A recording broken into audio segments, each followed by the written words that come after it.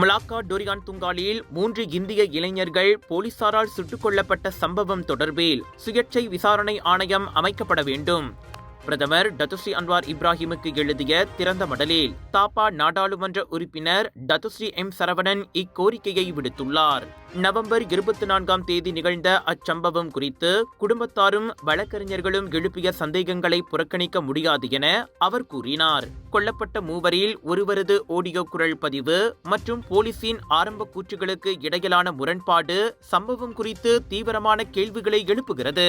எனவே வெளிப்படையான, நியாயமான, தொழில்முறையான விசாரணை அவசியம் என மாய்கா தேசிய துணைத் தலைவருமான சரவணன் குறிப்பிட்டுள்ளார்.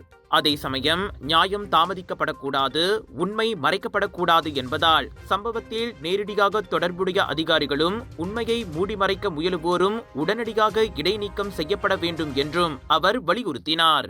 இவ்வேளையில் பாதிக்கப்பட்ட குடும்பங்களின் போலீஸ் புகாருக்கிணங்க விசாரணையை புக்கிட் அமான் எடுத்துக் கொண்டதற்கும் சரவணன் நன்றி தெரிவித்தார். முன்னதாக செம்பனை தோட்டம் ஒன்றில் அதிகாலை 4 மணிக்கு நிகழ்ந்த சம்பவத்தின் போது தங்களை கைது செய்ய முயன்ற ஒரு போலீஸ்காரரை வெட்டி காயப்படுத்தியதை அடுத்து மூவரும் சுட்டுக் கொல்லப்பட்டதாக மலாக்கா போலீஸ் கூறியிருந்தது.